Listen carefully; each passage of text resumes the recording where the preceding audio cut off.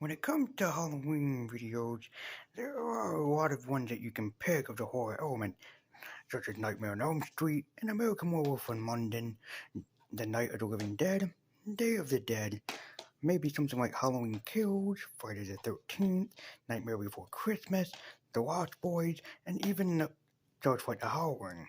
And even, yeah, like John Carpenter's The Thing and Texas Chainsaw Massacre. But what if there was a video that would combine all of them together? Then, my friends, you would have this spectacular masterpiece. And that movie would just so happen to be Trick or Treat, directed by Micheal Dougherty and written by him and produced by Brian Singer of the X-Men franchise fame. Now, is this movie any good as it claims to be, especially claiming to be a great Halloween video, and also combining elements from Tales of the Crypt and even Creepshow into it? So, does it deserve to be a cult classic? Well, let's grab our Halloween badge, grab your mask, and get some candy, 'cause it's time to go trick-or-treating.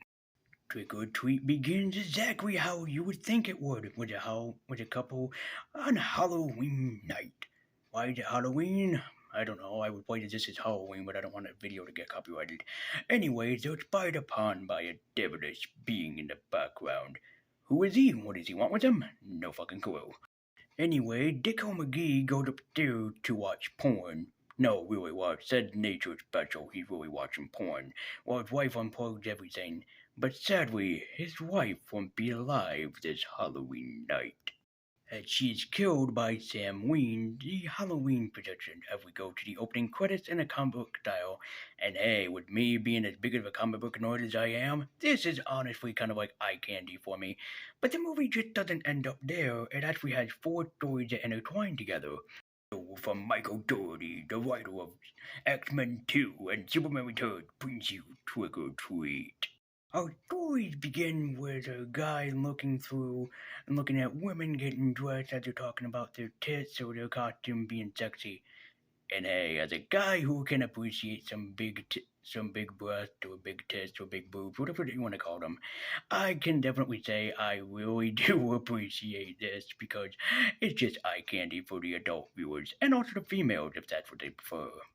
Our first story is about a teacher that is basically hiding the fact that he's a serial killer as he ends up killing kids on his street just because he can, and also he's a high school teacher. Nothing much else to say about this one. It's pretty surprising, but it's also pretty damn bad how it ends, and it's not very surprising because it's not very much like Tales from the Crypt, for example. It just has the story has an end, and then from that story, the segment just ends. So why do it? I don't know. But hey, I'll give them this. It's creative. Our next story involves a group of young teenagers who want to go pull a prank on Halloween. Why? Because it's Halloween. They invite a girl who I believe has autism, possibly, named Rhonda, who they call a retard. Very nice children.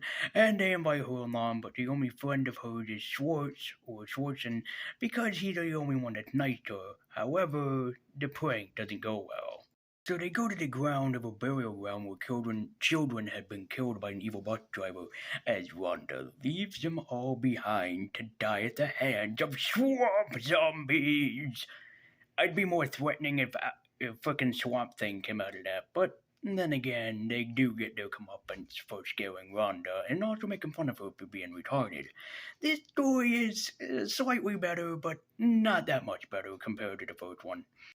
Our other story stars X-Men star Anna Paquin. Yes, seriously.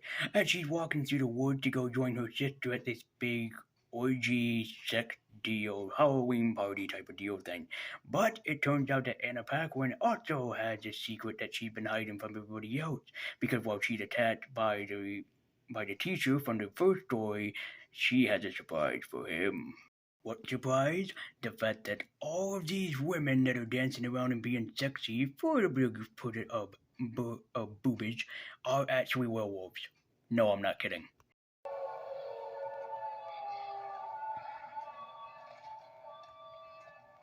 Well, there's nothing like a good werewolf orgy to get me out for the night. Our last story has a character played by the talented Brian Cox, who wants nothing to do with Halloween and in fact fed up with the entire holiday as a total, so he scares off children instead of handing out candy when he is paid a surprise by the one and only Sam Wayne. Yes, Sam Wayne, the spirit of Halloween, ends up paying Brian Cox a visit and tortures him before he kills him. Why? Because they mentioned Sam Wayne earlier in the film that Rhonda talked about him. I don't really know. But in fact, this guy, we end up finding out, actually has something to do with one of the earlier story, and he gets his comeuppance too. He ends up getting it Night of the Living Dead style. Or Day of the Dead, or Dawn of the Dead, whatever that you prefer. And so that would trick or treat. And is it a trick or is it a treat? Well, personally, I don't really like this movie. Now, don't get me wrong, the movie has plenty of fan service for Halloween stuff, especially so, such like vampires, werewolves, trick or treating, they're going out for the night, dressing up, influencing the ideas and spirits behind Halloween, that whole type of deal thing. But in fact, for the story wise, trying to compare it to Tales from the Crypt or even Hell, Creep Show or Tales from the Dark Side, this failed very hard in comparison. I will say this too, it also does fail in comparison for being one hell of a softcore porn. Technically, yeah, speaking.